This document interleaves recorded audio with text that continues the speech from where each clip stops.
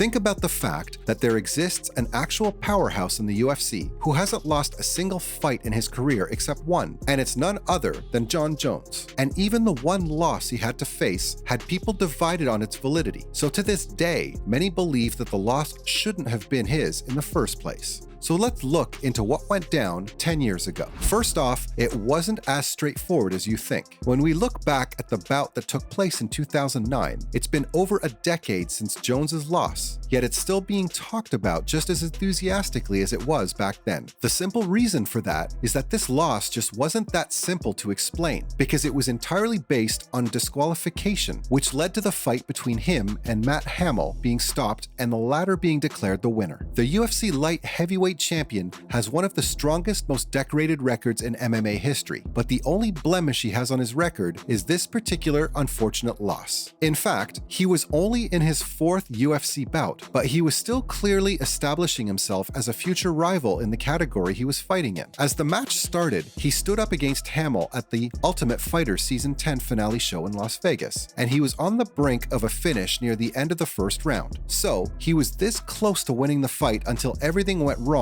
all at once. Jones then unleashed a barrage of elbow attacks that basically clubbed Hamill and eventually stopped the bout until referee Steve intervened. Jones was disqualified after Hamill couldn't keep going because his rival had been delivering his strikes in a 12-6 motion using his elbows, which means that he was bringing them straight up and then straight down again, which is not allowed for any of the fighters to do. Coming up, this was a complete shocker. In the middle of all the chaos that a bout like this brings on, it's impossible to focus on such little details, but that's what referees are for. But even apart from that, this loss was pretty hard to believe, considering how we saw Jones take over Hamill so well throughout the fight, and we could see the amount of control that man had over himself and the fight. Wherever his rival threw a vicious, deadly attack at him, he knew exactly how to clap back. And considering how this was pretty early on in his career in the UFC, everybody was pretty certain that that kind of fighting skills mean that he's won the match. As the fight got more and more intense, we'd see him using both of his arms to deliver the blows that were meant to keep his rival down, and Hamill did seem pretty close to submission, but he just wasn't there yet. But the crowd and even Jones had already decided that this victory was his to have, and the heat was immeasurable. That's when he decided to switch it up with his elbows, but he did that in such a way that he ended up throwing illegal elbow hits, which is exactly what the commentators explained as well to the confused viewers. Heck, the fighter himself seemed entirely shocked, which you can see in the images from the scene where the referee is stopping Jon and ending the fight between the two. Finally, how did Jones feel about it? Even though the fighter remained shocked even after the fight was over, he was pretty mature about the entire thing and naturally understood that his actions would need to have consequences. It may have seemed harmless to him, but the rules have already been placed to ensure fair play. And while talking to an interviewer after the fight, he appreciated the fact that God is still great to him and he still appreciates life for the way it treats him. He added that everything happens for a reason, which meant that he wasn't going to sit and be bitter about this loss that he hadn't expected. Over the years, this loss has become his only loss, with his record standing at 26-1 as we speak, and we're sure it must bother him sometimes. Even Dana White, the UFC president, was of the opinion that this loss should never have been his, and instead, he should have won this fight for the way he played. But in the end, everybody has had to accept the fact that this was just another one of those unfortunate circumstances you can't change. What's more, his rival himself refused to take any credit for beating the 33-year-old, making it clear that he believes that Jon never lost the fight, nor did he win. Things simply went this way because of the rules that have been put in place for a reason. For Matt, this was a clear loss, since he did nothing to defeat the fighter, and this is where the controversy starts. Now, moving on to why it's still a controversy. First off, Dana White still hasn't accepted it. For the past decade, there have been numerous controversies about Mazzagatti's judgment and ultimate decision to end the fight and give the win to Matt. The UFC president, who's a huge fan of Jones, has stated repeatedly that he disagrees with the decision and has gone so far as to even try to get it overturned at the Nevada State Athletic Commission, which might be a bit too far, but the man's pretty dedicated. While talking about it, White pointed out how the fighter has never lost a single battle in his life, and the unfortunate loss that has been written on his record is something they're trying to get rid of. According to him, it all just happened at a bad time and location, and he went as far as to say that it was the poorest commission disqualification in Nevada's history, blaming it on the poor circumstances and surroundings rather than the actual defect in the fight. He felt that the referee who was there at the fight shouldn't have been there at all, and he dismissed John, which also shouldn't have happened in his opinion. We can all see how stern this man was about his opinion on the fact that the loss should never have been given to the UFC champion, and he was trying his absolute best to get the decision reversed, fully positive that it happened. But one might ask, why is he so confident that Jones didn't deserve the loss? Moving on, he feels that the fight should have stopped earlier. Another criticism raised by White was that the referee should have stopped the fight a lot sooner, which means that he's implying that the actual action of the elbow was never a reason for disqualification. Considering his dislocated shoulder and the infuriated, crazy elbows that he was attacked with, Hamill appeared powerless in the octagon, and if the fight had been stopped, the loss wouldn't have come under John's record. This is why White believes that the reason the fight was stopped was nothing related to the elbows that the fighter delivered, and it's safe to say that he was pretty emphatic about it. He said that he would have understood it if Matt had been sliced open and the combat couldn't go on, and it would have been almost the same as him breaking his nose or anything that was related to the face or an awful hit. But what happened was something that didn't correlate with any of this, and in reality, the fighter wasn't able to continue due to a shoulder injury. And since this shoulder dislocation was not the fighter's fault, it should never have been registered as his fault. Even if the elbows were illegal, Dana is of the firm belief that had the fight been stopped sooner, his favorite UFC champion would never had to deal with the blow of a loss like that. Regardless, everybody who knows about this loss knows that it stems from a disqualification, which is why it can't really do a lot to taint the champion's reputation in our eyes. Up next, should he be considered the UFC GOAT? It's no surprise that he thinks of himself as the GOAT, because he's a true phenomenon to say the least. It's vital to note that he entered the MMA world practically as soon as he was out of high school, and he had no training at all. Not just that, but he was recreating his now famous elbow smashes from YouTube videos, which is actually kind of adorable. Eventually, the kind of impression he managed to leave so quickly impressed everybody beyond measure. Jones, who is probably the toughest fighter in any division, has one of the biggest backers for his claim to the GOAT moniker in Dana White, and this one's almost unbeatable. In his eyes, you can't even argue over the fact that John is the greatest fighter who's ever been born, and you'd realize it especially if you were to look at the way he has lived his life outside as well as inside the octagon. The UFC president is simply amazed by this man's capability, and he doesn't think that anybody has ever been better than him at what he does. He considers him unstoppable, and if we're honest, that's enough grounds for someone to be considered the GOAT. But many people might disagree with this. Finally, it's quite the controversy. Daniel Cormier has been one of his most prominent critics, and he truly believes that White's wrong and that John does not deserve the title. Even though he admits to the fact that he's one of the most talented guys he's ever seen, he still believes that someone who has had a bad drug test can simply not even be a part of the conversation. He went on to say that he has no idea why people don't understand the seriousness of having bad results in drug tests, and he believes that it's simply too dangerous to keep giving fighters like him such a high pedestal to stand on. Many other people share his sentiments, and it seems like White's support mightn't be enough to repel the opposition. And that's a wrap, folks. What's your opinion of Jon Jones's controversial loss? Tell us in the comments below. And as always, make sure to click that like button and subscribe to our channel so you never miss out on more updates on the sports world. See you in the next video.